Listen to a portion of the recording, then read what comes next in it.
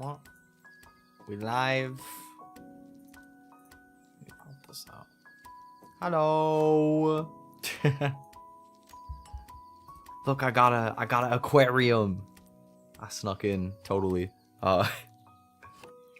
It's a really cool free asset actually. I didn't even realize this was animated when I first grabbed it. Wow! Look at the dolphin. That's so cool, man. That's so cool. Ah! That's myself. I don't want to hear my echo. Hello. Hope everybody's having a good Monday. Been chilling. I honestly, what did I even do today? I honestly haven't done that much today. All things considered, I played a little too much. Now I remember, it's because I was playing Osu earlier. I haven't been playing Osu regularly, like at all, but I just had the urge to hop on today, and I was playing good, so that was just like 2 hours of my day that disappeared. But I mean, I did do some cool stuff, so I'm not even mad, honestly. I can always work on stuff tonight, it's all good. I posted a short yesterday that I've been meaning to make for like at least, I guess it would probably be about a month. I was gonna say, I was trying to remember when Mia even had her donathon, but I finally clipped the part of our conversation where she was like, teach me to run this leg, and I'm like, okay. Which that clip, like, it's just a very fun memory for me. I don't know, as soon as I was on that stream, I was like, this is a moment that I have to clip at some point. I need to keep this in the history books. Because her reaction was so funny. But it always ends up going that way. I'm not even the type of person to really speak with like Toronto slang that much, but just the fact that I like kind of know it makes it so that like I could like teach people who have no business using the words, and the reaction is always funny when it happens that way. Like, you know, I don't think Mie is nearly as old as my coworker, like my friend who I used to always like annoy my coworkers by teaching random slang words to that she had no business using. But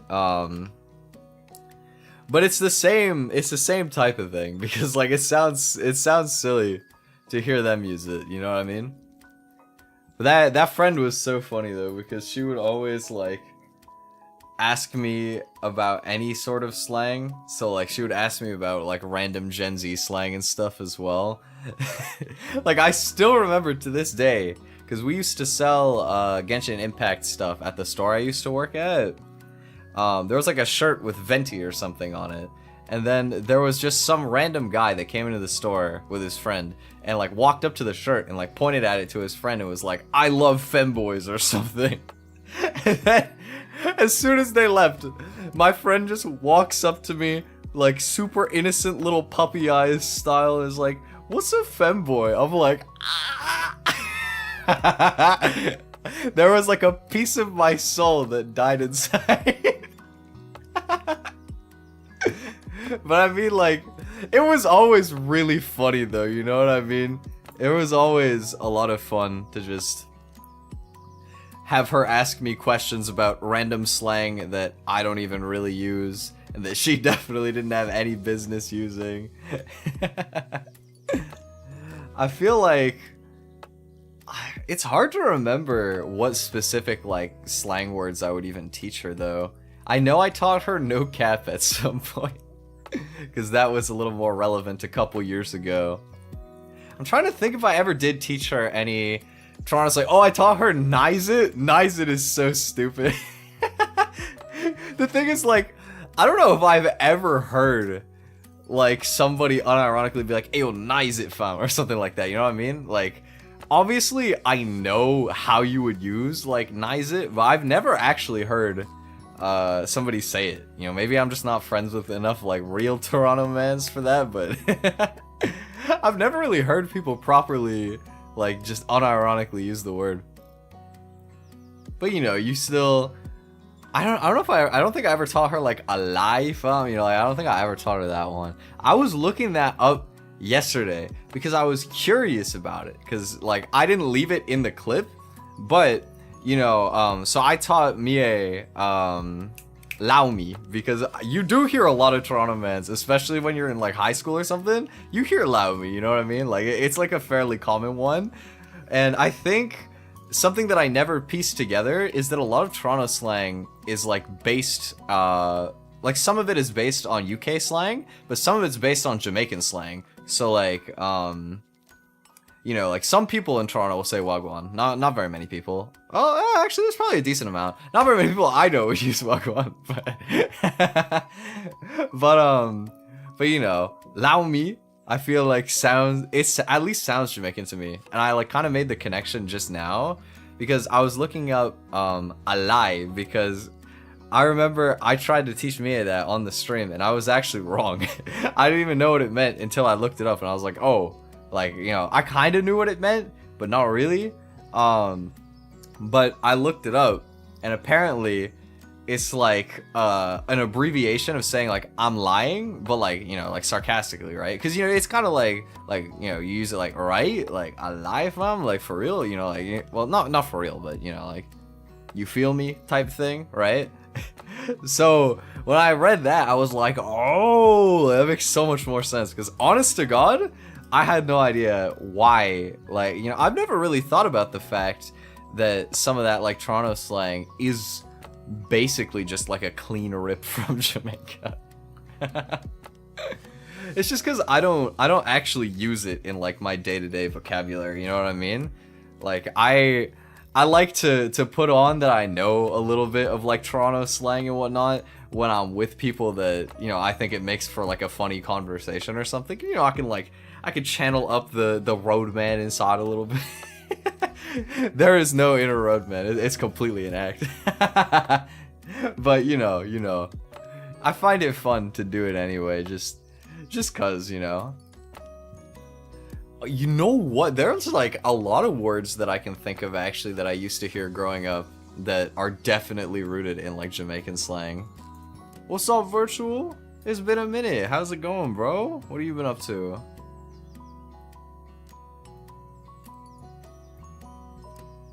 I was playing Osu like earlier today.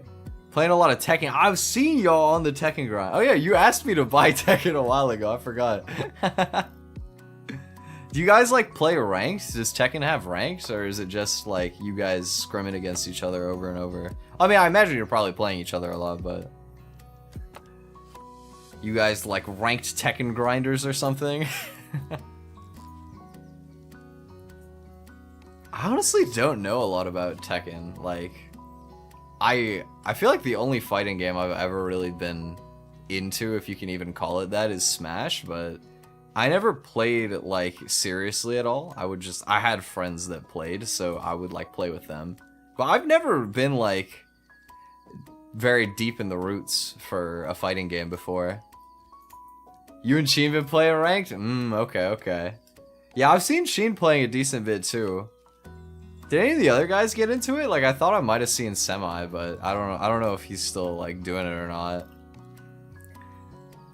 He's been known to destroy me in the 1v1 sour. Okay, you are playing it as well.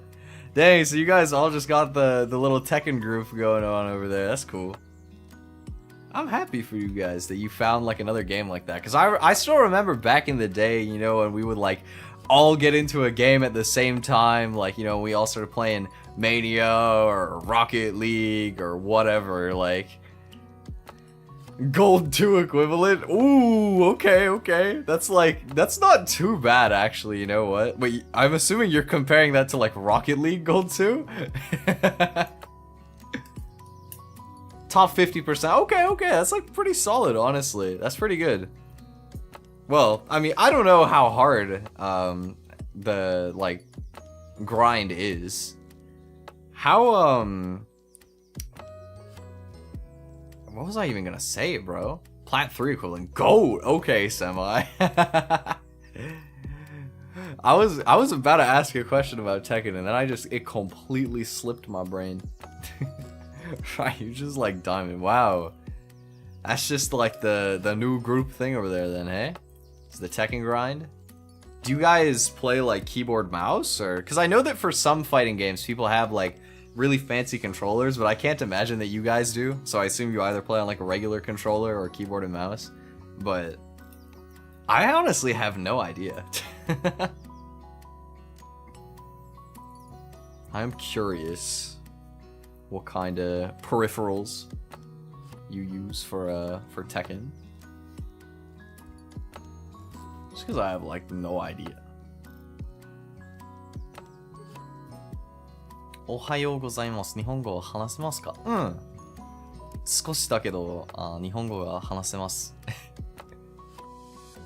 実は、今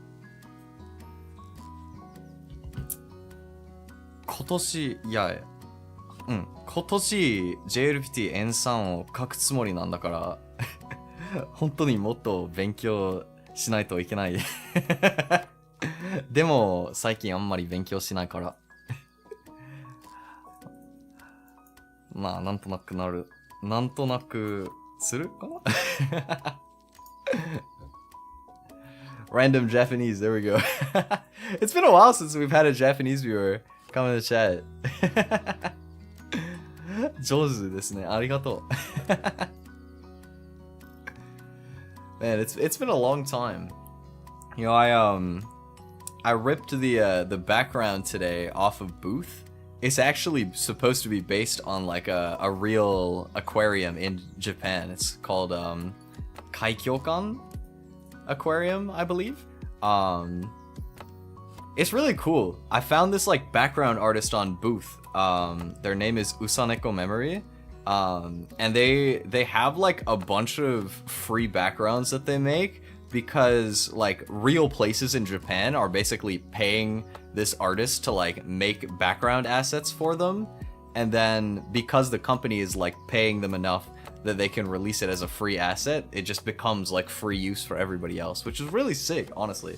I haven't really run into anything like that because usually the only case where you can find like free backgrounds is like AI art, but I don't really mess with AI background. Even if it's just for background art, I don't really mess with it. So like, it's kind of cool.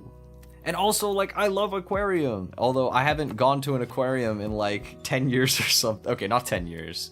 How? Actually, wait, maybe it is about 10 years. It's been a long time since I've been to a real aquarium.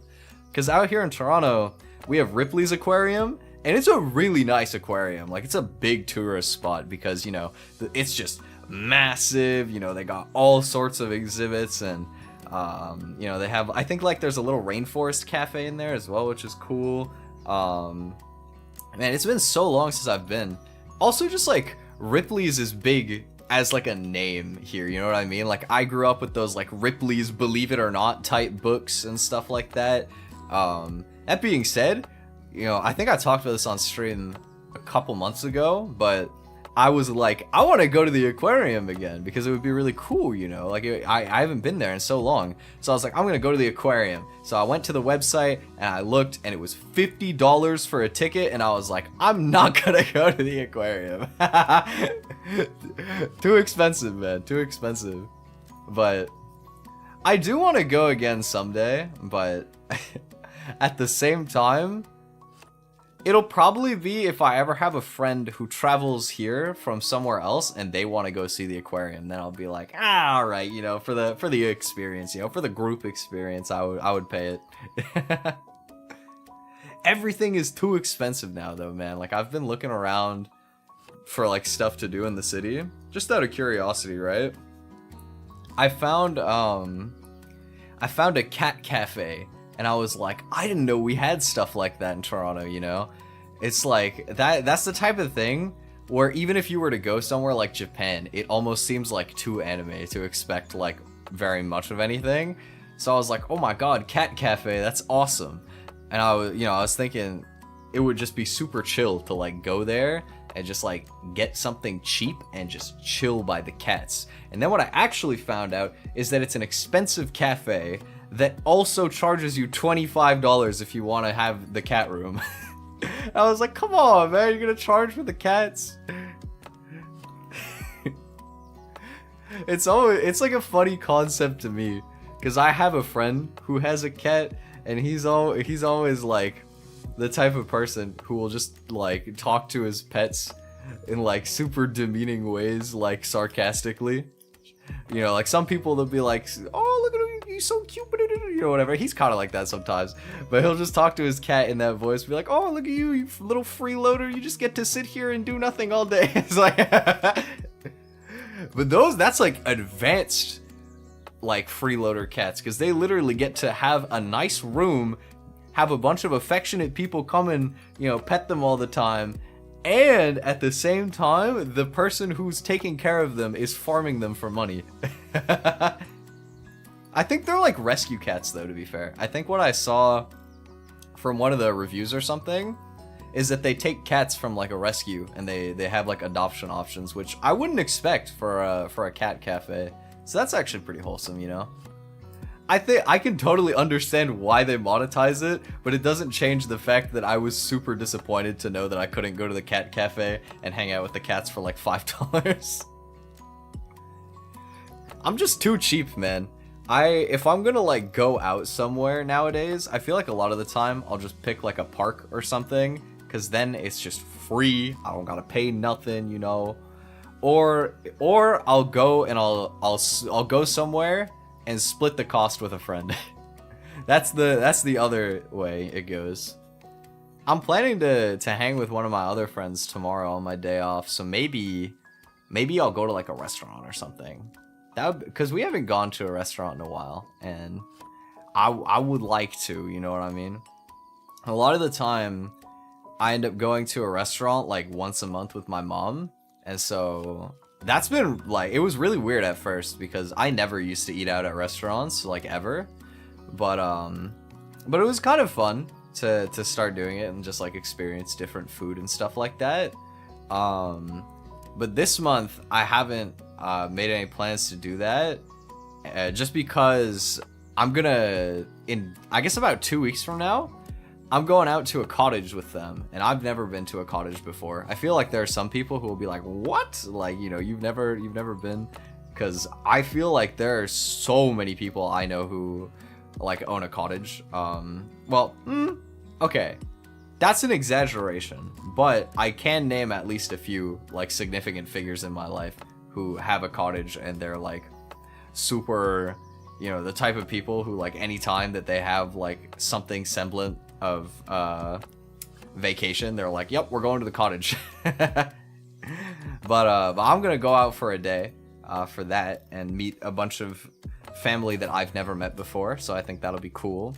But I hung out with my mom at like the start of July, and then I didn't make any other plans for this month, so I haven't been to a restaurant in I say a while, like a month and a half maybe.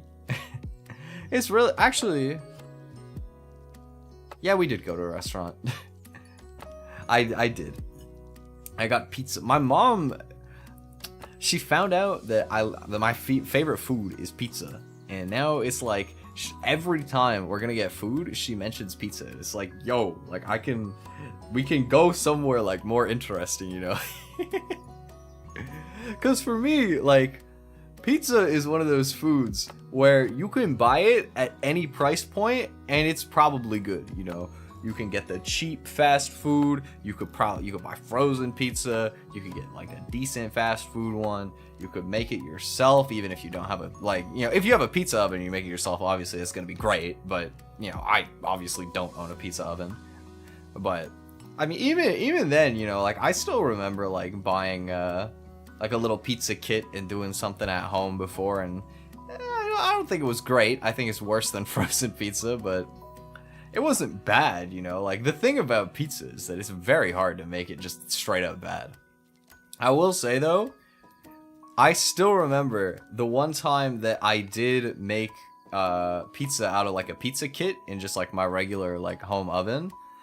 It was with a friend who I haven't spoken to in a really long time, actually, but we were making a pizza, and I was like, I don't remember if we had pepperoni or if I just straight up just had like my side as like cheese or whatever, but he was like, you know, what do you have for toppings? We didn't really have anything, to be honest. needed to go grocery shopping. But I had some ketchup chips, which some of y'all might not even know about them. It's a Canadian thing, okay? It's a Canadian thing. We had ketchup chips, and as a joke, I was like, oh, we got ketchup chips right over there. And this absolute mad lad took them and put them on the pizza, like, not even after the fact. He baked it in. Like, I was like, what the fuck is wrong with you? Like, why would you do that?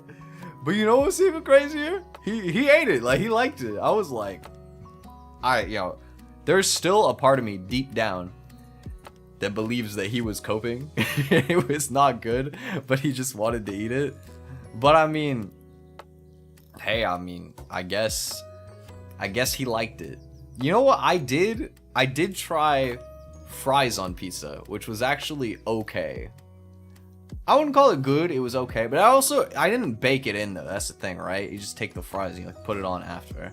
I think in Italy they do bake it in though. I was really shook to find out that fries on pizza was a thing. There's a YouTube short that I made that is just lost to time. You guys will never see it because it was, I was storing the footage on a drive that I accidentally got wiped when I made my new computer. So the footage is just dead. But it was right after the new HoloLive wave came out, you know, with like all the EU members kind of.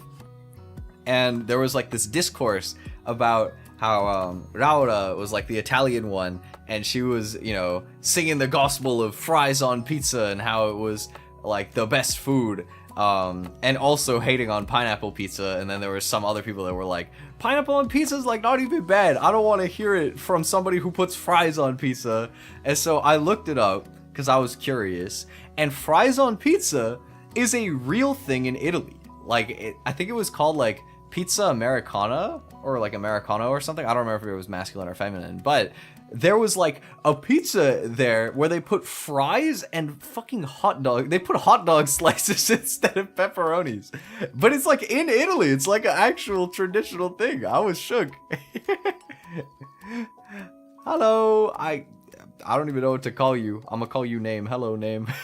But yeah, so I made a short where I ordered a pizza with half of it was pineapple and bacon, because I wanted to have it like Hawaiian style.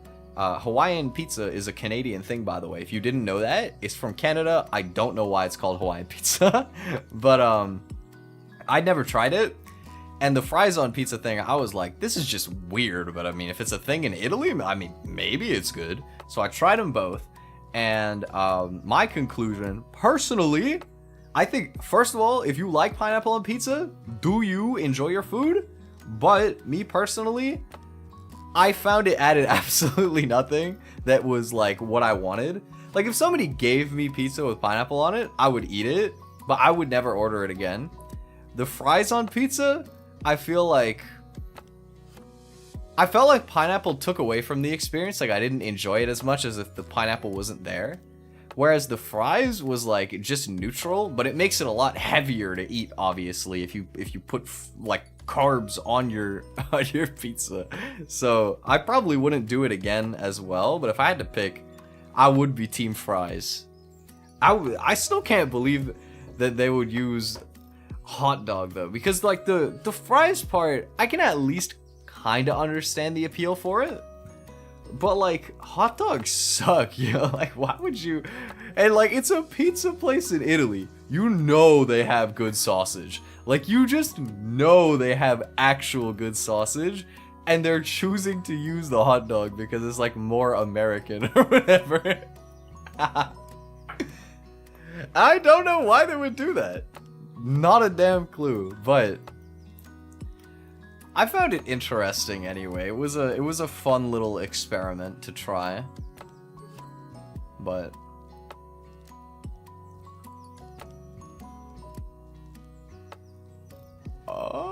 you know what? I'm just gonna act like I never read that and that you never posted that, my friend. That is a fact that I did not need to know about dolphins. Let's get a wholesome dolphin fact. How about that? Let's get a cool 15 fun facts about dolphins that will amaze your kids. Okay, let's take this route instead. Let me see. There are roughly 40 species of dolphins. These are just like basic facts. These are too basic. I wanted like something funky. Oh, I didn't know this. Dolphins live in social groups called pods, which can consist of hundreds of individuals. These pods help protect members from predators and assist in hunting. Most dolphin pods range from 2 to 30 members. Wow, I didn't know that a group of dolphins was called a pod. Killer whales are dolphins? Interesting. And dolphins have 2 stomachs. The second one is for dessert. I don't know why that reminded me of a video I saw from ages ago. It was like a clip of Small Ant where it was just something about ants and he was like, "That's me," and then it was like a fact, like ants have 2 stomachs, and he was like, "Yeah, the second one's for dessert. It's the dessert stomach." I thought that was such a clever little joke. Why you gotta come in here and be such a downer, bro? Look at this cute dolphin chilling in his own little pool doing like flips in the background. And you gotta just say all of that. Like, come on, man. Come on. No need for that. No need for that energy. Every animal does that. We're calling dolphins evil, bro. Like, I ate like chicken today. I will probably eat chicken tomorrow. I think that like every animal eats. Like that's how life works. Some animals are herbivores, but like even then, you know, like you're eating the plants. What if the plants are sentient and we haven't figured it out yet? What if they can feel? What if plants can feel pain? You never know. You can only judge so much off of stuff like that. There's no reason to base your opinion in something like that. Because that's just nature. That's just how animals work, you know what I mean? We could say that about so many things. Like, there's geese here in Canada. It's just these birds. And, you know, if you want, you could go and, like, feed them bread. But you shouldn't. Because, you know, like, it could be cute, but also a lot of the time, after you run out of bread, they'll just start pecking the shit out of you, and they'll, like, fight you. You know, like, it's just nature. Canadian geese are spooky, bro. That's one thing that every Canadian knows. Okay, I'm just gonna time you out right now, bro. Why are you being weird right now? Like, just straight out. Come on. Come on now.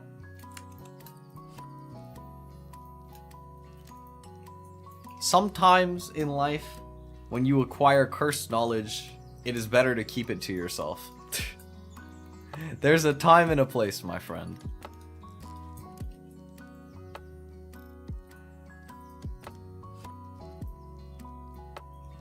I'm just trying to enjoy my little aquarium background and chill.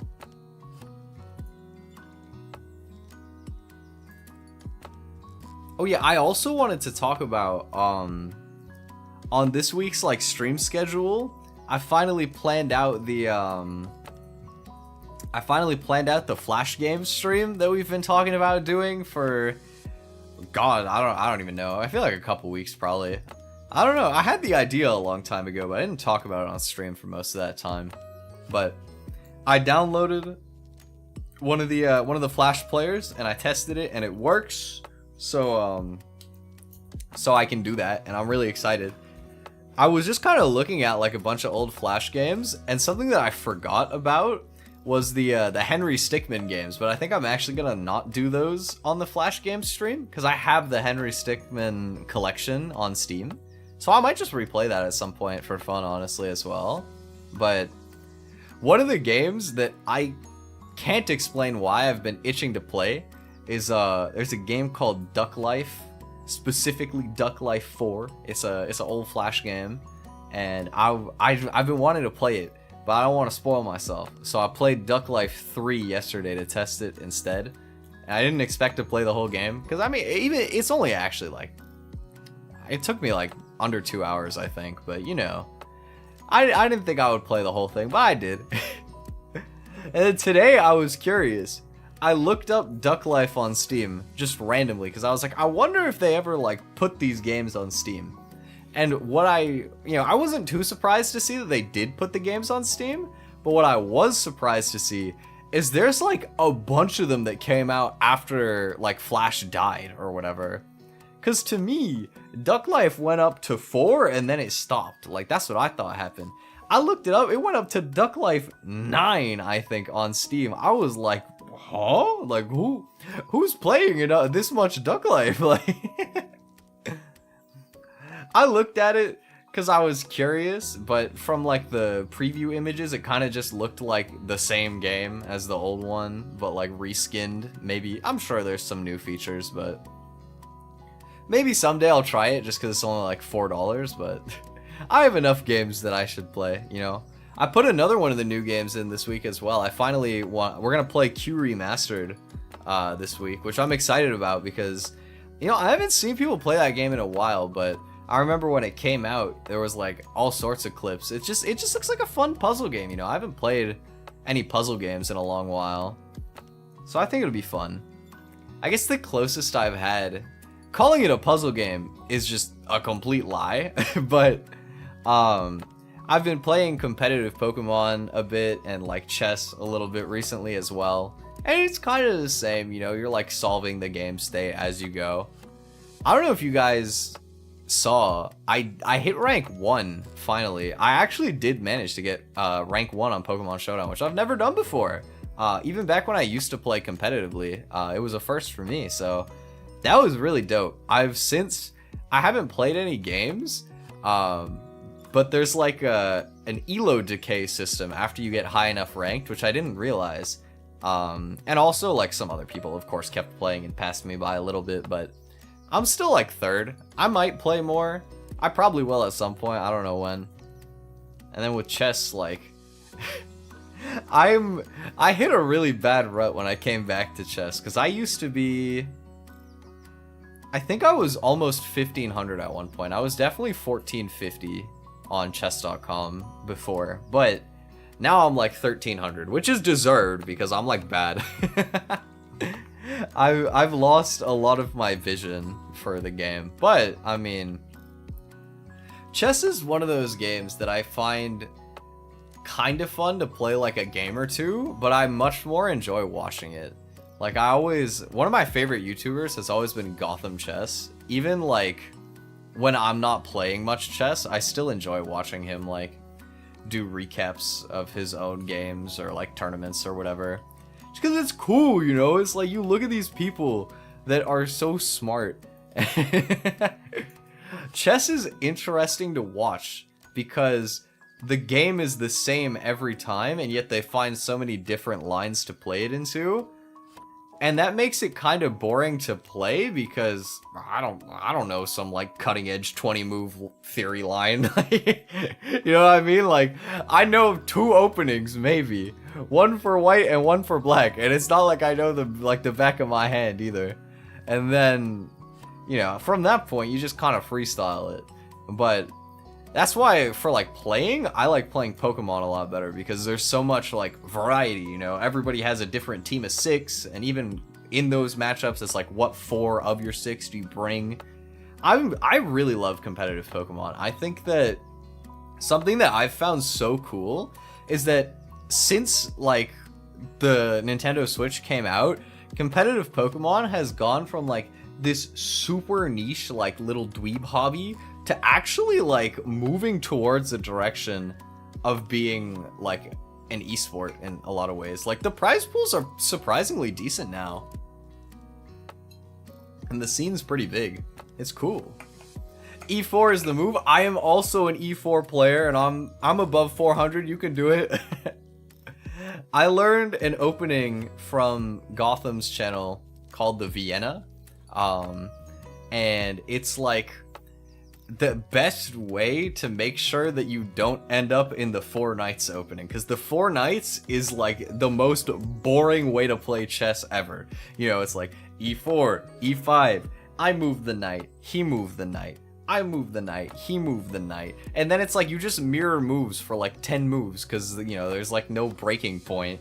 And then eventually somebody blunders something, or you just trade until you make a draw. Like, it's like the most boring way to play chess, because there's nothing to play for. But if you play the Vienna opening, you know, at least the pieces end up on like different squares. Sometimes you can like trade your F pawn for their E pawn, which is pretty cool. It's a good opening, honestly. I think even if you only learn like 4 moves of theory, you could probably go from 400 to like 800 just off of like, because I think most people at that level just completely hang like the main idea of the Vienna. There's a certain way you can do it where you can make them just push the knight back to the home square and like take the whole center, and it's just really satisfying. Angel, what's up? How you doing? Happy Monday. But yeah, maybe we should do a chess stream sometime. That could be a fun idea. Well, how fun it would be would depend on how much I was winning. or though, if I let you guys play me in chess, then it would be fun, because I would probably beat you and it would be viewer interaction. We need to do some sort of community game soon. Like, I want to do Gartic Phone sometime soon. I was hanging out in another VTuber stream. His name is Junkin Palm, and I hopped in his like Gartic lobby for a couple rounds last night. It was really fun. I want to do Gartic at some point. Maybe I'll invite some other VTuber friends, organize something, and then some of you guys could maybe join too. We'll see. How can you even be the best in the world? At some point you memorize. See, you would think that, right? But it only goes so far. Like, even the chess engines sometimes, like, they have endgames solved. Like, there's a certain point where, like, the game can be solved, and they know, like, most of the theory, but it's very, like, there's still too many possibilities, I think, especially for a human to memorize. Like, it's just, I don't think it's really feasible. What about Uno? Ooh, man, Uno is a game that I haven't even thought about in a long time. I don't know if I have Uno on Steam. I might have a friend who I could family share it off of. From what I remember, though, no, it was Monopoly. I have Monopoly on the Switch, and the servers were awful. Like, every time we would play or like do a collab or something back in the day, somebody was gonna disconnect mid-game. That's just how it went with Monopoly. If you ever want to play Monopoly, don't buy it on the Switch. The servers are so trash. You know what's another board game that I really like? Catan. I've never seen any VTubers do a Catan collab. Could be the first.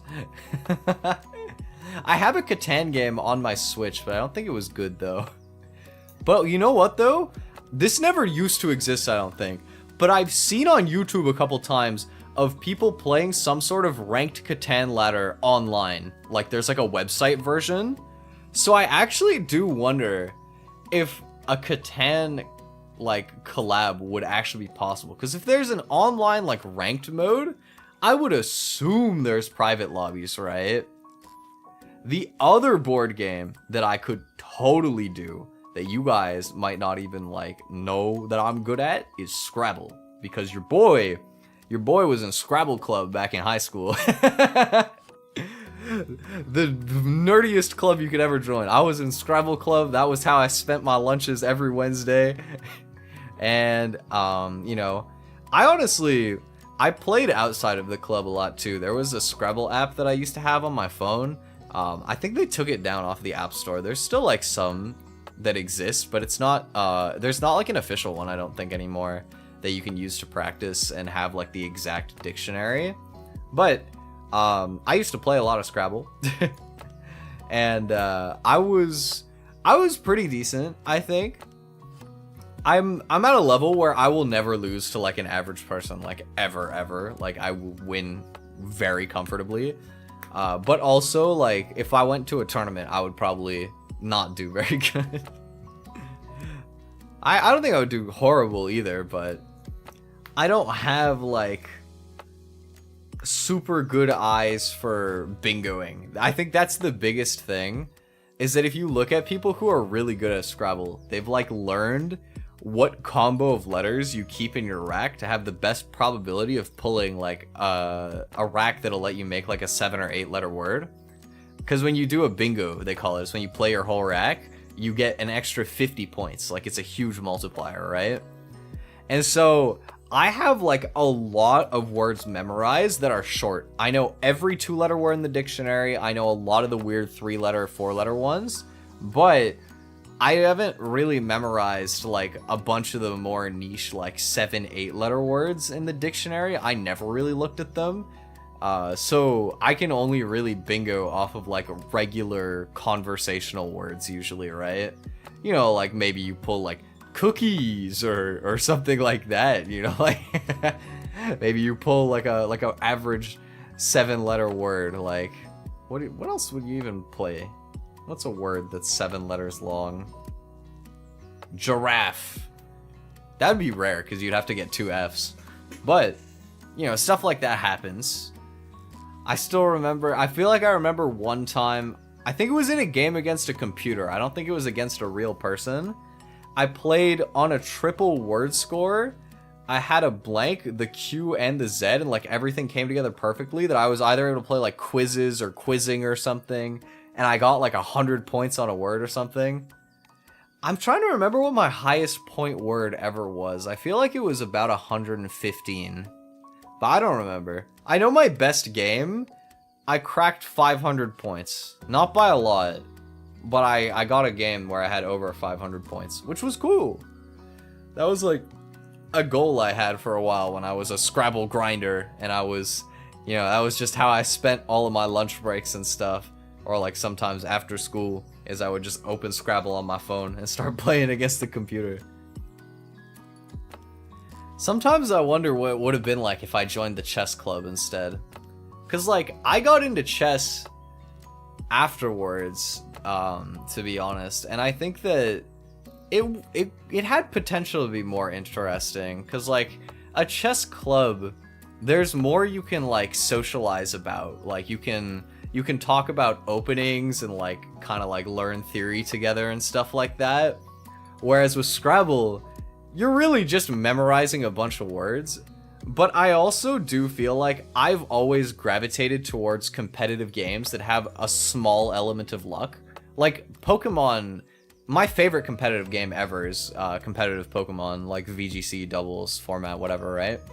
And that game has a lot of RNG, actually. There's a lot of random chance stuff that can happen to you. You know, even aside from like secondary effects, like, you know, your opponent clicks flamethrower and it burns you, or like the moves that can miss, like you run a move that's 90% accurate and then you miss it sometimes. You know, stuff like that will happen, obviously. But even if you were to build a team that has no, like, all your moves are 100% accurate, like, the team that I hit rank 1 with uses only perfect accuracy moves, so I don't have to worry about anything like that. You can still, like, your opponent can land a critical hit, and that will bypass, like, if you drop their attack or you boost your defense or whatever, critical hits just ignore that, they hit straight through, and that can be a really frustrating way to lose. But, like, when you're playing a game where like there are luck-based elements of the game, in a lot of ways, one of the most important skills is controlling how little luck can benefit your opponent and how much it can benefit you, right? It's like putting the odds in your favor like that. And I think that's really cool, and it keeps it interesting. See, that's another aspect of it too, is like, playing skill-based games is awesome when you're better, and low-key really frustrating when you're worse. Because, like, if you lose in chess, it's because you're just not as smart as the other Okay, well, it's not necessarily you're not as smart, but you're less knowledgeable about chess than the other person. You make an oversight in your calculation, like you miss a move, or they know like a deeper line of theory than you do or whatever, right? Who cares, right? There's a billion things. Well, there's not a billion things, but you get my point, right? With stuff like that. Whereas with Pokemon, like, part of being a good player sometimes, especially on like the ranked ladder, like, which is where I got number 1 on, is building a team that can use like an unconventional strategy that your opponent won't expect, right? So that you have an advantage over them, because you've played against like all these different common archetypes, you know what everything does, but they don't know what your team does, right? And so you can take advantage of that and do stuff to them. Or like even just using like common Pokemon with a different moveset than what people would normally expect does the exact same thing, because you're like lulling them into a false sense of security. They think they're safe, and then wham, you hit them with the tech move. They're not ready for it. They didn't see it coming, and sometimes that one turn can just swing the whole game. You just win off of that one moment. But stuff like that is fun. I do like skill-based games a lot too, but there's like something about Pokemon where, like, you know, there's like the skill in building the team before you even are actually playing the match, and then stuff like that. I've always loved team building. I think it's really fun. How do you hit the headshot knowing I shouldn't have been in the situation in the first place? That is such a mood. I feel like after I started playing Splatoon a little bit more like intentfully, because I was playing that tournament a while back, and just like I played a bit after it as well. Like I still play a little bit, but not much.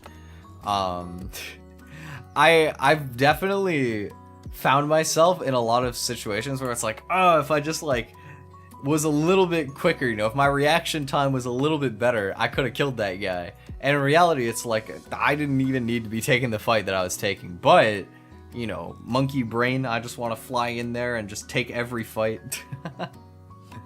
Because that's like the fun part about shooters, is trying to like hit cool shots on people, you know what I mean? I feel like I get a lot of the same satisfaction for that stuff though out of playing rhythm games, because it's like 100% mechanics based game, but I don't have to compete against another person. It's just like purely improvement model against yourself, and that's really fun, honestly. I enjoy that quite a bit.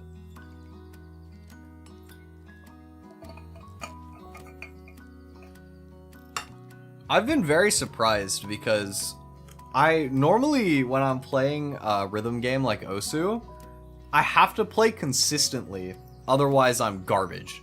Because like if you don't play for long enough, your muscles just, you know, weaken a little bit. Like you use like your forearms and your like fingers and stuff like that a lot more vigorously than you would in like any sort of like day-to-day activity. So I've been really surprised that my stamina has actually been like quite good recently, even though I haven't been playing regularly. Welcome surprise, very pleasant surprise, for sure. Want to go back in time after I sold a one, dude? Yeah, I feel like I've had moments where I think I've choked a 1v5 before, which is like the dream situation, is when you go from being solo against a whole team to hitting the ace. That's the best feeling. But I don't know if I've ever done a 1v5. I've definitely 1v4'd people before.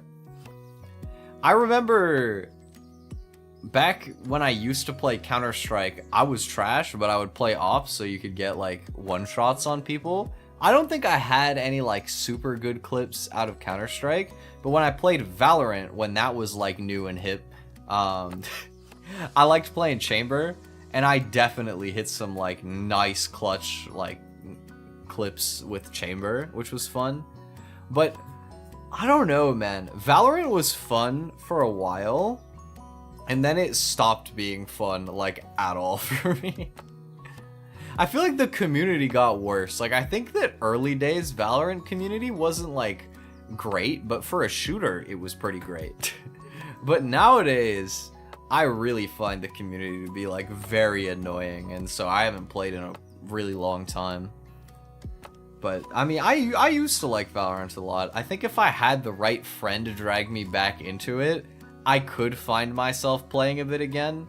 But I can't imagine myself solo queuing it though. Shooters just be too frustrating, man. I just find in general that my favorite games to play competitively, and oftentimes the games that I become the best at competitively, are games that I don't have to play as a team. Like games that you can play 1v1.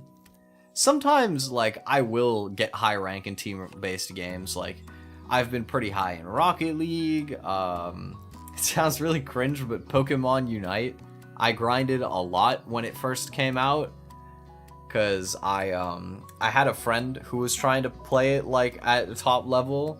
And they were like, I need a sub for my team. Will you play on my team? I'm like, okay. And then I got sucked into that. It was my first MOBA. But I got master rank. You know, I was pretty decent. Still friends with your friends in high school? Yes, but I didn't have very many to begin with. I had 2 friends that I hung out with regularly in high school, and I'm still friends with both of them, although one of them moved. But I do still like my my high school friends, and then I have one friend from middle school as well that I hang out with all the time. My childhood friend, my homie. I'm gonna hang out with him tomorrow, I think. Val vs CS such a one-sided war. Nobody on Val. Oh yeah, for sure. I feel like the player bases are definitely different. I don't think there's much overlap between the two, and they're both dreadful. You pick your poison. It's like, what kind of annoying do you want? I will say though, something that I just generally hate about like playing shooters is there's like such a prejudice against women in the space. Like, I will always feel really bad just watching dudes like absolutely dog on people anytime there's like a girl on the team. It like annoys me, but I also don't want to be the guy who like speaks up and like is fucking... I mean, I actually don't mind doing that sometimes, but I don't like to use comms in general. Like, when I would grind shooters, I don't like talking. I just mute anybody who's annoying and play quietly. When I really grinded Val, I did use comms sometimes, but I think that the best I ever did in any shooter was when I got Master Guardian 2 in Counter-Strike. I think that's harder than Gold 3 in Val, and I didn't use any comms for that. I just muted anybody who was annoying and just played your game, you know? But I mean, people will be toxic in every game, is what I've come to learn, you know? Like, Rocket League shouldn't be toxic. Literally just some cars playing soccer, you know what I mean? Just the wholesome little game. People are so mad on Rocket League. People are so mad on Rocket League. It's hilarious. But it's because it's a 100% skill-based game.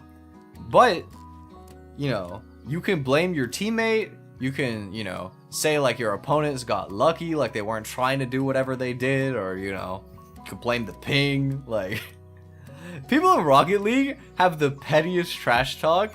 Like, they won't even actually go in the chat and like write insults most of the time. What they'll do is they'll use the built-in quick chat in the game that's like designed for like, you know, gassing up your teammate or whatever. You know, you can give your teammate like a nice shot or like a what a save or whatever, you know what I mean? Like, you know, they got those little wholesome quick chat options for you while you're playing. So what people in Rocket League will do is they'll score on you and they'll be like, what a save, what a save, what a save. You know, they'll just spam it. You know, you'll miss a shot, they'll be like, nice shot. You know, like, they're just, you know, you'll hit the ball and they'll steal it and then score, and they'll be like, great pass. You know, like, people are just like super petty. But I find there are people like that in every game. Yeah, the what a save, what a save, what a save. Chat disabled for 3 seconds. Everybody knows. If you played Rocket League for more than 5 hours, you probably know about it. But yep. People always hit you with those.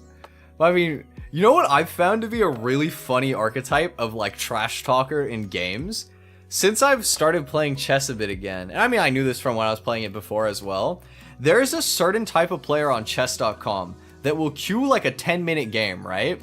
And they will play every move in like 2 seconds. They will literally like just blitz out moves. It's like you're sitting there like, why would you not just queue blitz at that point? Like you can queue 5 minute, you can queue 3 minute, they'll queue 10 minute and they'll play every move in 2 seconds. And then on your clock, they'll start spamming like thumbs downs or like, you know, try and like type things in chat, like calling you slow or something, or like they'll spam like laughing emojis or whatever. And the funny thing about it too is you can't even see it unless you choose to like accept the chat from your opponent. Like you could just completely ignore them, but they still do it, which I find interesting. But you know, those people, it sucks to lose to them, but it's really funny to play against them sometimes. Like, you know, I was playing one yesterday where it was a completely even game. You know, it's just nice back and forth. I kind of had a bad opening, I think. But I wasn't like losing. I just couldn't like call any shots. You know, my opponent was calling the shots. So we just stayed equal forever until they just hung a knight in 2 seconds. Literally 8.5 minutes on the clock. You know, we're already like in the mid game. You would think, you know, like it's time to start using your brain. But no, they just in 2 seconds hang their knight. And I just slowly beat them. Oh yeah, exactly. The inbuilt not toxic comments are always the ones that people use to be toxic. 100%. People on chess, I always find it so funny when people on chess get mad, because chess is one of the most acceptable games to just resign ever. Like, I've had plenty of times where I'll queue up a game, hang my queen in like 5 moves because I'm stupid, and then just immediately forfeit and just act like it never happened. But there are people in chess who will like get mad. They'll play like every move in like 2 seconds, and then with like 8.5 minutes on the clock, they're dead lost. And at that point, they'll start thinking and trying to like actually play decent moves, or they'll just sit there and stall. The worst is the people who just run the clock all the way down. But you can report them for it though. And it's kind of funny to see people like getting the little like notification like, oh, this person you reported got penalized or whatever. It's like, yeah, that's what you deserve for sitting there for 10 minutes after you're like -10 and you played every move in 2 seconds.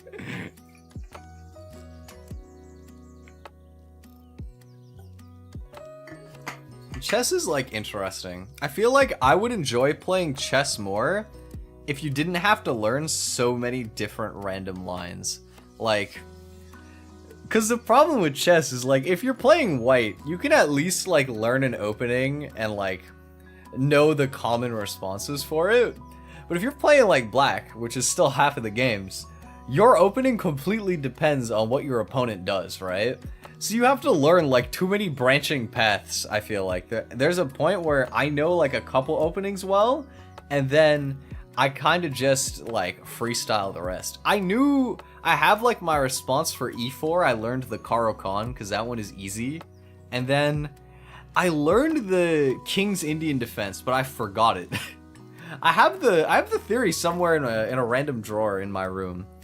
If I looked around, I have like a whole written page of theory on the King's Indian, because sometimes, you know, I just get my little ADHD fixation for the day and I can just like pour all of my energy into something. Like, you know, sometimes when I'm like excited about something, I will go like all the way in. There's a video that I was planning to do that I no longer plan on doing. After that Splatoon tournament, I was like, this would make a sick recap video, and I spent 15 hours in 2 days writing a 20-page script, and then I decided that I actually didn't want to make the video. But I mean, I don't know. I find that it's just so much editing, and not very many people end up watching it, and I just don't like editing for that long, so I decided I didn't want to do it. But I was still glad that I wrote the script, though. It was a fun experience. Stopped chess and tried checkers because it looked easier until some dude took 8 pieces in one turn. See, checkers is actually like, you need to be able to think still, but it's kind of boring because if you actually learn it, it's just solved, right? Like, I don't think that there's any sort of variation that you can play in checkers. It's kind of like playing tic-tac-toe. Like, it's a little more complex than tic-tac-toe or like Connect 4 or something. But like, those kind of games are at a human level solved. Like, there are people who will literally never lose. And if you put 2 of them together, they'll make a draw every time, or like one of them will win every time. I don't know if there's like some of them where you have to let the other person win, but you know, the fun in those games is that you don't learn them, so that when you play it against your friend, one of you has the opportunity to be stupid. Because otherwise it's just like, you know, like, oh yeah, let's play tic-tac-toe, and then you draw, and then what are you gonna do, rematch and then draw again?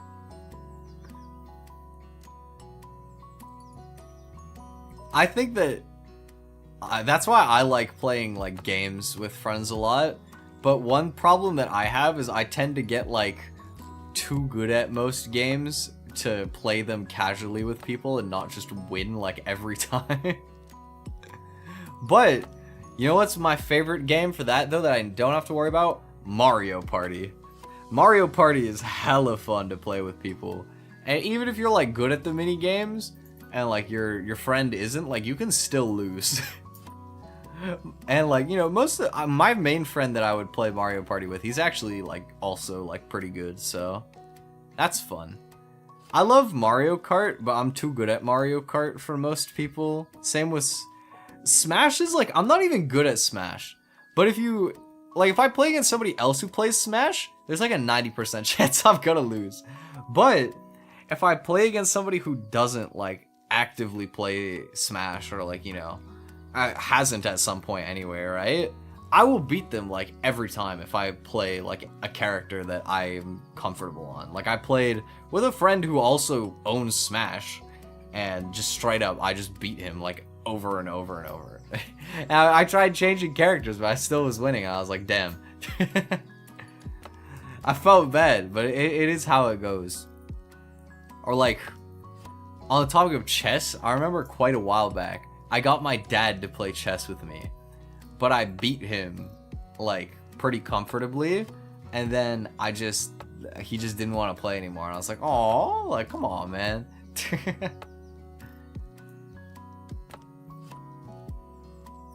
Do you call it 4 in a row in some places instead of connect 4? I had no idea.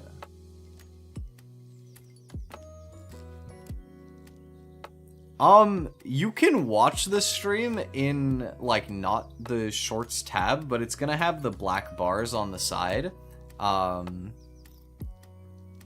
If you're watching on PC, then you can do it that way, or like if you're on mobile. I mean, it's the same on mobile, but it would make more sense to just stay in the vertical theme, obviously. Also, hello, Freerin. Hope you're doing good.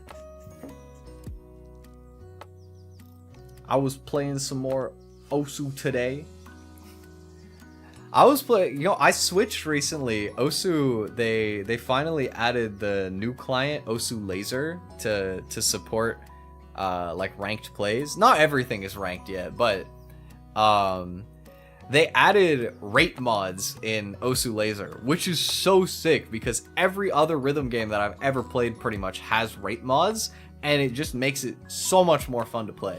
Because having to choose between playing the map on 1x speed and 1.5 is like so big. Like there's so many good plays I've been trying to do on like 1.2, 1.3, even like 1.1. It's fun. Country rank? Oh, I mean, my country rank is in the gutter, I'm sure, because I haven't actually gained any ranks in so long. I'm actually still top 200 in Canada, surprisingly. I didn't think that I was that high. I would have thought I was further down. I'm almost still in the top 4,000 global. I'm 4,062. And mind you, I used to be 3,100, so I've decayed significantly, but I don't know. I haven't played Osu for rank in so long. I have not cared about my rank genuinely in a super long time. I think playing for rank is really fun when you're low ranked because there's like the types of maps that you set high PP plays on is really fun. Like, you know, you could just do like the little Sotarks jumps and everything, and like it actually is rewarding. And then you rank up really high and it's like, play this 5-minute metal song and don't miss once. Like, you know what I mean? That's like accurately how it feels a lot of the time. It's either that or be stupidly fast. Which I enjoy, like, speed stuff, and I'm getting better, but I do find, like, it's a lot more enjoyable to just play for improvement, regardless of if you gain ranks for it or not, than worrying about it. Because there's a change that actually got confirmed for the future that I'm super excited about, which is they're removing combo scaling from Osu. So the way that it currently works is, like, if you play a map and you full combo through the whole thing, it's worth a lot, right? So if you get like 90% through the map and then you miss like 10, or like maybe not 10, let's say you miss like 5 at the very end, right? It'll actually still be worth a lot, like pretty close to if you got the full combo. But if you play it and you miss only one time, but it's in the middle, you'll get literally nothing. It's worth actually 0. You don't get anything because your combo isn't like close to a full combo, right? And they're fixing it so that where you miss in the map has 0 effect, and it's just your miss count matters. And that's gonna be such a good change because every other rhythm game I've ever played, to be fair, I haven't played that many other rhythm games, but even like the other Osu modes function like that. Like only Osu Standard does that, and it's trash. Like, there's no reason for it to be that way. So I think the game will be a lot more fun when they actually, or like farming ranks at least, will be a lot more fun when they fix combo scaling. And when they rank rate mods too, because then you can just play everything. Like, you can just play everything on a speed that you're like capable of actually tapping. And it's fun, you know? I think Osu is such a fun game to play though, and I don't like taking it too seriously. Because when I would take it seriously, it was really mentally like tiring. But when you just play it for fun, it's a really chill game to... Or chill is the wrong word, but it's a very fun game. It's such a time deleter though, man. I never anticipate how much time I'm gonna spend playing that game. It's like you'll hop on, you're playing good, and then all of a sudden 2 or 3 hours just gone. Just deleted. I have that with a lot of games in general though, to be honest. I'm like so bad about like just playing a little bit and then hopping off. I have one more game syndrome on every game.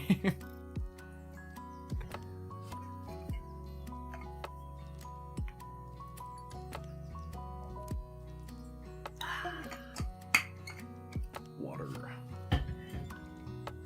Oh my god, my model like broke in a super cursed way while I was drinking water there. That looks so stupid, man. You know what's something kind of cool that I saw yesterday? My live 2D papa, the guy that rigged my model so that I can move and all of this.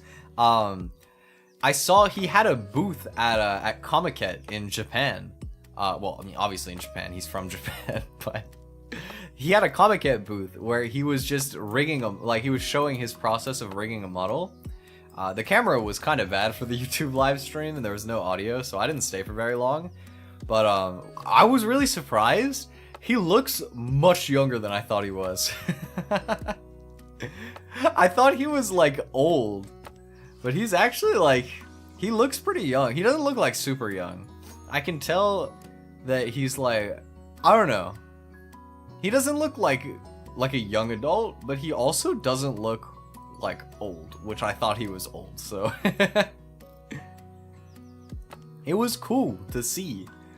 You know, like I was gonna say it's cool to like put a face to the name or like the profile picture or whatever. To be fair, he didn't actually like show his face, but like still, you know, you feel me, right?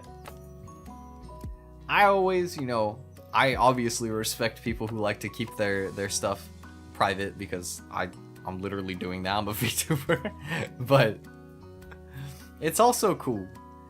There's been like a rise of people in the community, I think, doing IRL content, and I think it's interesting to see the transition. Just because, you know, a lot, like, most people, I think, start VTubing at least in part because they don't want to go on camera. So it's interesting to see that the meta has flipped around in some ways to a lot of big, at least indie VTubers doing IRL based content sometimes. I definitely find it to be quite interesting. I don't personally have any interest in doing IRL content, but you know, give it a few years maybe. Who knows, right? Because none of them did it at the start either, you know? It's like always after a long time, they kind of like pivoted over, I feel like.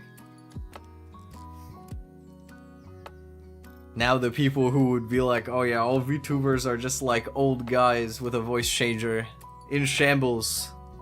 Unless they're cosplaying IRL, like really accurately. You would never know, you would never know. Oh, you would probably know, but I always found that joke to be like super stupid. It was funny until it was like super overused. But, you know, most jokes are like that, I feel like.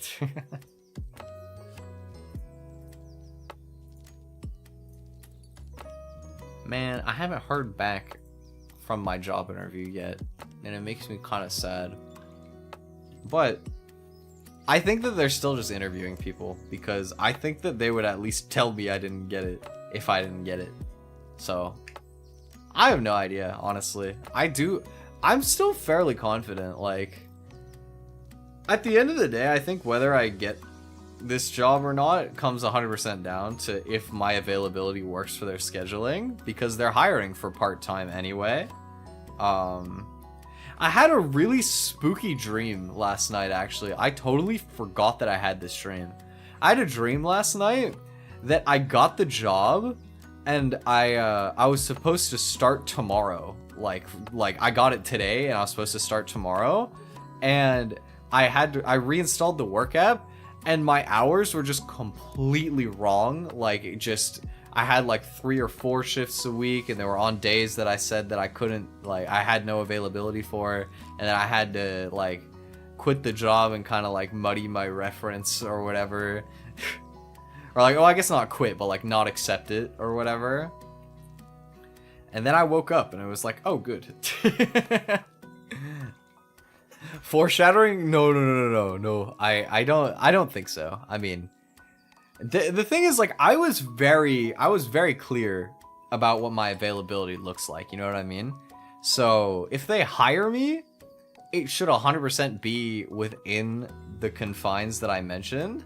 And even if they like reach out to me before then, I would know, right?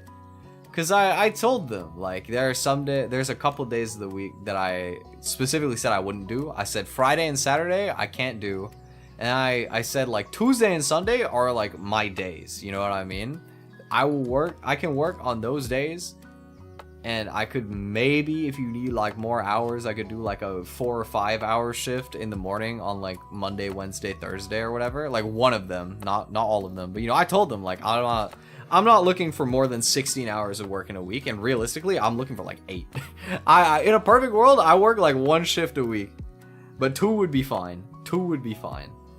It would just mean that I probably continue this like 3 days off a week system where I have like Thursday as well. Or I could restructure it. No, I wouldn't be able to restructure it, actually, that's a lie. Yeah, it would be like Monday, Wednesday, Friday, Saturday streams, I guess.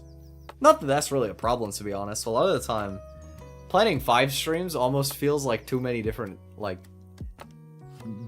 I can do it, it's fine, but 4 is kind of nice too. Perfect world, I'd be rich, gotta keep gambling. No, I mean, well, so here's the thing, right? Statistically speaking, you get rich you're much more likely to get rich if you just don't gamble, if you just stop gambling. But 99% of gamblers quit before they win big. You know, you could be the guy in the meme who stops mining right before the giant mountain of diamonds.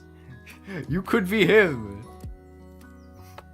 Being said, I don't actually encourage gambling. I had a friend back in the CS:GO gambling era. Y'all remember when CS:GO skins were huge like 10-ish years ago. No, not quite 10 years ago, actually. I'm thinking probably more like 8 years ago. Something like that, right? I had a friend who, at the age of like 12 or 13, straight up lost like $1,000 over the course of a year or two on CSGO gambling. And like, it was so dumb, bro. In hindsight, it was super, super stupid. I mean, we always knew it was stupid of him, but I'm glad that a lot of things, I think it's a lot harder to do nowadays than it was back then. Because there were a lot of kids that got into it from stuff like that. You know what I mean? And it ain't good. It's definitely not good, you know? That being said, I had my fair share of fails as a kid. I got scammed on Counter-Strike out of a knife that was $250 at the time and would be worth like $2,000 now if I kept it. Which is like my heart. 2,000, that's so much money. But at the same time, I had like more skins after that point that I cashed out. So it's not like I would have held it and got the 2,000. It's absolutely not like that. There's no universe where I was gonna hold and I was in for the CS market booming like that. But I learned quite an expensive lesson as a young lad that you know, the guy who wants to trade you by cashing with PayPal, he better go first. Even then, you probably shouldn't do it because, like, what if they charge back you, right? I'm just trying to think if there would even be, like, chargeback support for your side, in that case. I guess if you friends and family it, I don't even think you can charge back. I think that's only for, like, business things. Or can you charge back friends and family? I don't know if you can. I don't know that much about PayPal in a lot of ways, man, honestly. There's a lot of things I don't know. You'd want to look into it. How did I even cash out? I don't remember if I cashed out of CS on the Steam market and just bought games, or I'm pretty sure, I think I found like one of those like more reputed websites at the time to like cash out, and of course you take a loss relative to like the market because they will pay you money like safely. But yeah, I think a lot of people got scammed with like skins and stuff like that back in the day, you know? I mean, when you're a kid like that, you don't know any better. I also learned the gambling lesson as a kid through CSGO, but it didn't cost me any money. It only cost me hypothetical money. So here's the thing. Back in those days, because it was really corrupt, in hindsight, it was honestly really messed up. But there was a lot of YouTubers that would take CSGO gambling sponsorships because they paid a lot of money, because they made a lot of money on like literal children who were trying to gamble and things like that. And also like adults, of course, too, but... And a lot of them would have like creator codes, right? So there was a time on one of these websites where I think this one actually wasn't a creator code. I think you could put their website in your Steam username and you would be able to claim like 5 cents a day or something. It was like nothing, right? It was like literally nothing. But there was a day where I managed to gamble 5 cents up to like $100. No, it was $80. I managed to take it from 5 cents, like a free 5 cents, not even my 5 cents, a literal nickel that I just picked up off the ground, essentially, the online equivalent of that, to $80, and I wanted to get to 100, and I lost everything. And then I learned my lesson that I never wanted to gamble ever again. But I mean, at least I learned it for free. You know, I was lucky on that regard. I think a lot of people will never have the luxury to learn a lesson like that at no personal cost, and that's pretty dope. That being said, I never want to gamble again, but some games like poker and blackjack and stuff like that, low-key are fun. Like, I would play those with friends with no money involved, but I wouldn't be willing to actually gamble with it. But I always think that at the end of the day, gambling it's very funny, because the reason that people that like gambling can make money is because of people who try to win money even though it's stacked against them and they just end up losing. But like, there are some people that just like going to the casino, and as long as you go and you're willing to lose everything you bring with you, it's fine. Like, at the end of the day, it's like, imagine if you were willing to go to a restaurant and spend $50 to eat, right? You're going for that experience and you're gonna spend $50. That's fine, as long as you don't like start spending extra like $20 on some fancy dessert when you already paid $50 and you only plan to spend $50, then you're good, right? I think similarly, if you're like a fully grown adult and you decide that you want to go to the casino with $50, as long as you're ready to walk out with zero and you're not gonna like pull extra if you run out of funds, I think that's fine. You just gotta play like small bets and like understand that you're probably gonna lose.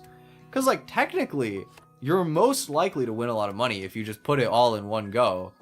But you're also like, you might just lose all of that instantly. And like, are you really content to go there, put like $50 on red, it rolls black, and then you just go home?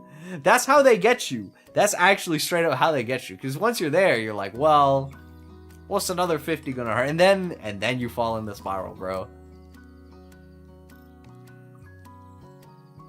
Can't be doing that. Yeah, I don't know. I think I have like more caution towards stuff like that because I have ADHD, and so like my brain chemistry is literally just like optimized to make it really easy for me to fall into like addictions and stuff like that. Like if you just look at it statistically, you are more likely to get addicted to stuff if you have ADHD. And so I try to at least let it be things that won't cost me money. Because, you know, like gambling, it's hard to find something that like that you can drain your bank on faster than that. I don't know why, it just reminded me. There was like a YouTube short I saw. There was a YouTube short I saw by this like channel. I think they're called Nutshell Animation. I see them all the time because they just be posting like animation memes on shorts all the time. They're honestly pretty good. There was one where it's like, I will make you rich if you give me your soul. And then it's like, okay, here you go. This is a half-eaten can of Pringles. I don't know what to tell you, dude. It was in my soul slot. I want my money back. And then the guy's like, too late. I spent it already. It's been 30 seconds. I put it all in the stock market and it crashed. It was so fucking stupid, bro. There's so many good, like, shorts now.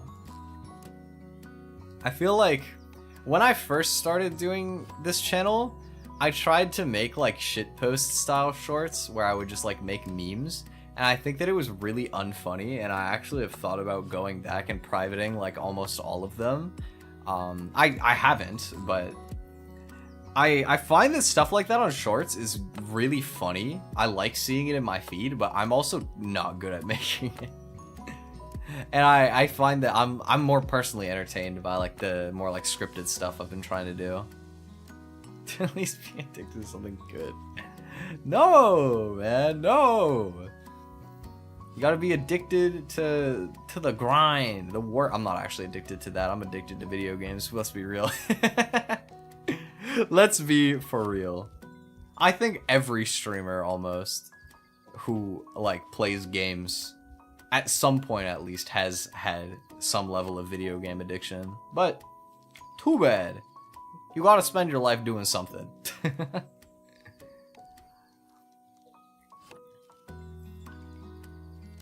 Yeah, I don't know. I tried doing sometimes I try doing clips on shorts. Usually I don't, because I feel like you have to have a really good clip for it to actually be worth it. But I did finally get around to clipping an old moment that's not even from one of my streams. It was from my friend Mie did a donathon, and it was like a day or two after I met her. I literally interacted with her on Twitter like one time before, and that was basically it. She posted a thing on Twitter where it was like, if you could beat this time, like if you could beat my type racer, then I will draw you I'll give you a free drawing. And I did it somehow. I was my best speed ever, because she got like 152. It was really fast. I think I managed to peak 150 6. I got a really good time, actually. It was really good. And then, so I was like, am I too late? Because I just did it for fun, but then I noticed we had the same rigor, so I was like, oh my god, like VTuber siblings, hello. Because I know that Nono and Papa, he has an insane amount of clients, like literally hundreds, but they're usually Japanese because, well, I mean, he's Japanese. You need to be able to speak Japanese to commission him. But Mie, I think, used to be in an agency, so I guess her agency probably, like, commissioned him for her.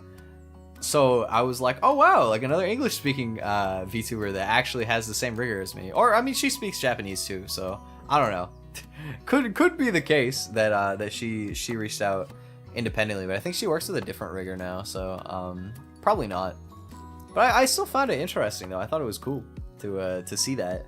And so just out of nowhere, I decided to pop by into Mie's Donathon when it happened. Also, hello Freya, welcome back.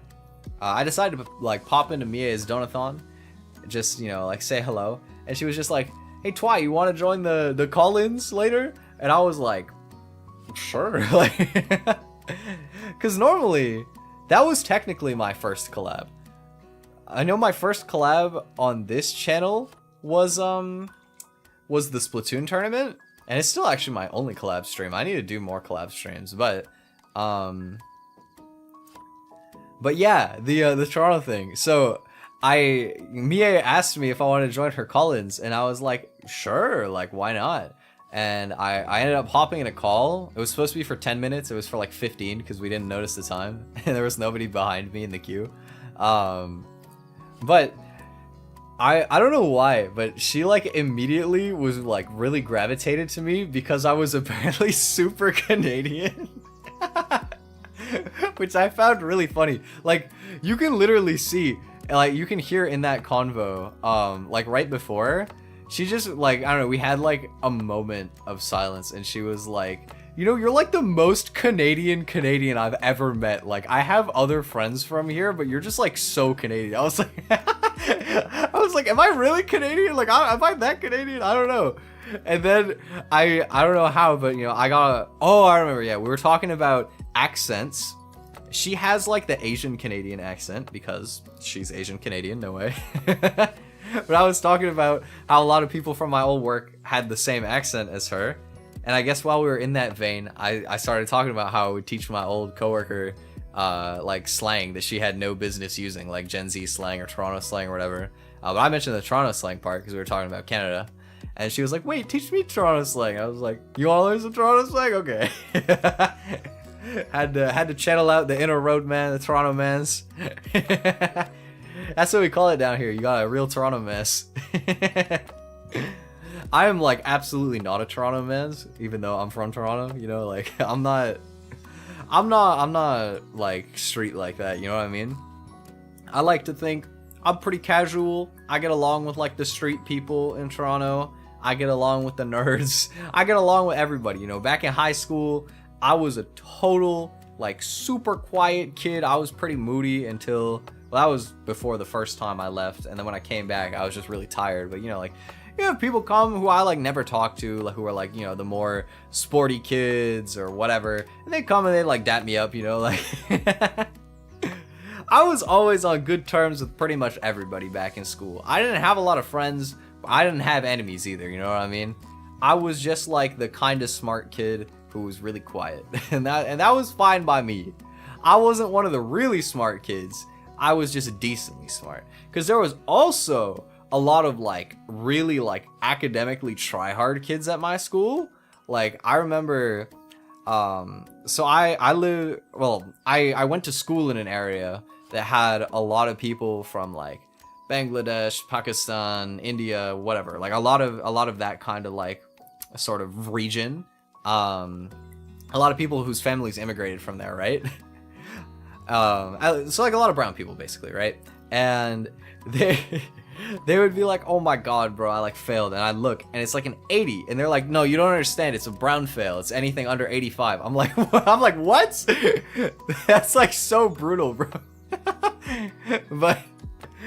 But you know what's crazy? It's like they all would like agree. Like they all knew they were on the same wave, and I was like, damn, like that's tough, bro. Like, I always aimed for at least straight A's. I always went for 80s in everything.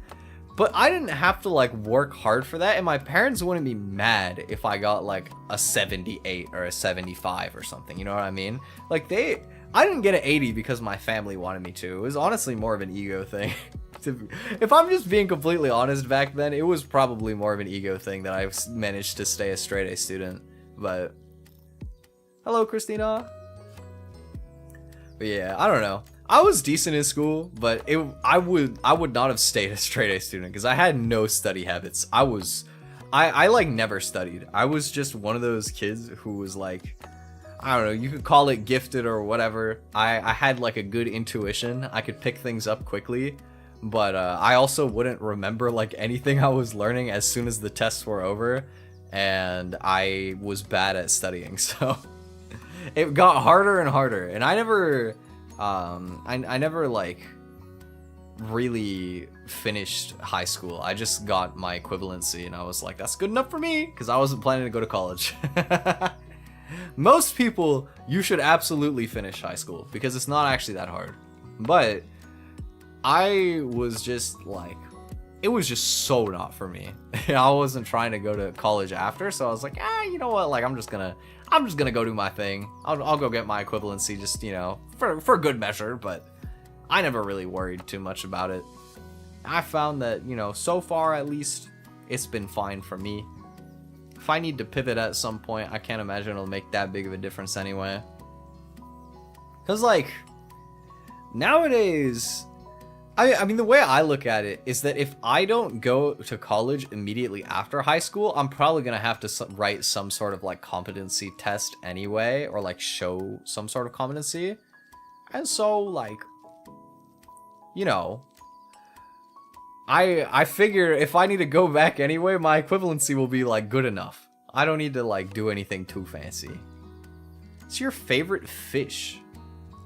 If you're talking about to eat, I don't really like eating fish, but maybe, like, salmon or, like, shrimp or something's not bad. You're talking about, like, aesthetically? I don't know. My favorite sea animal is a turtle. Like, I love turtles, but I have no idea, like, a specific one.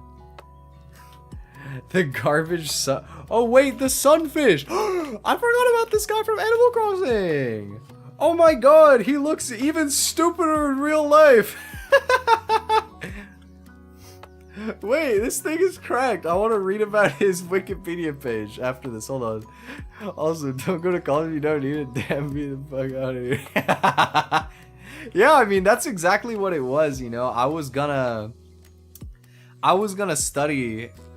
I thought about studying psych. I thought about just, like, doing, like, maybe English or something. Like, I thought about it going to school because I wanted to then go to teachers college, but I was like, I can't be bothered to get a bachelor's in anything. I'm not motivated enough to finish a 4-year program.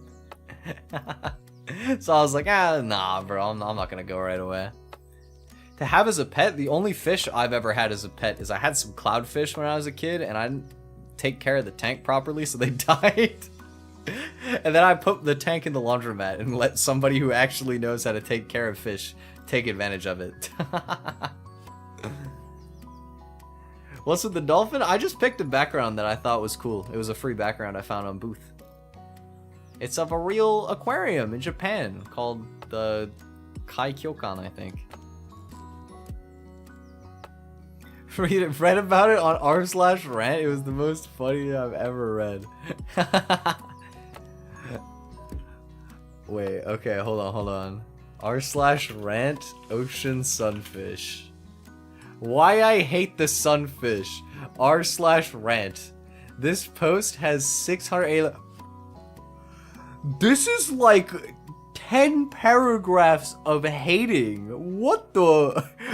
What? How do you write that much about the ocean sunfish? Okay. So someone in a group asked me to tell them why I hate the ocean sunfish so much, and apparently it was too mean and it was deleted. To perpetuate the truth and stand up for ethical journalism, I'm posting it here. The mola mola fish, or ocean sunfish. They are the world's largest bony fish, weighing up to 5,000 pounds. And since they have very little girth, that just makes them these absolutely giant dinner plates that God must have accidentally dropped while washing dishes one day and shrugged his shoulders at, because no one could have imagined this would happen. And with no purpose. Every pound of that is a wasted pound, and every foot of it, 10 foot by 14 feet, is wasted space. They are so completely useless that scientists even debate about how they move. They have little control other than some minor wiggling. Some say they must just push water out of their mouths for direction. They could use their back fin, except guess what? It doesn't grow. It just continuously folds in on itself. So the freaking cells are being made. This piece of floating garbage just doesn't put them where they need to go.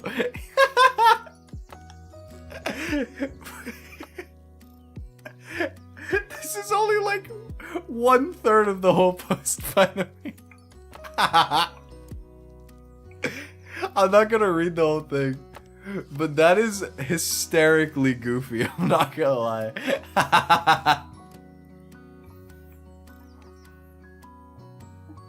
Oh man. That's so stupid. No, that's exactly why I love the ocean sunfish. He's just a giant 5,000 pound blob of mass that sits there, looks stupid, and kind of wiggles in the water. And you know what? That's beautiful. He is literally the peak definition of no thoughts, head empty within the animal kingdom. It doesn't get much better than this. And I think that that is a beautiful goal to strive for. Like, you could look at it that he's stupid, but what if he's just so enlightened, so meditatively succinct, that he doesn't have a need for thoughts or like reason? What if he's just attained like eternal bliss? What if he's done it? What if the sunfish cracked the code and he just exists to be a big old pillow of mass in the water? I think that there's some beauty in that, not gonna lie. Might be my favorite fish. Man, it would be fun to go to the aquarium, for real. If only it didn't cost $50, man. 50? Like, that's so stupid. I took it for granted how you could get in for cheap on them school field trips back in the day, bro. They charge you like $10 or $15 to go on a field trip back in the day, you know what I mean? And they take you out to like the science center or the aquarium or whatever, and you know, it's like, you look at those places nowadays, it's like $50 for everything. It's so much. If you look in the comments, you can find a link of a YouTube video where a dude just reads it in the crazy British accent. That does sound pretty funny. Maybe I'll look at that right after stream. I was actually thinking I'm probably not gonna stay on for too much longer. These chatting streams make my throat kind of dry sometimes. Just because I'm talking so much yappage.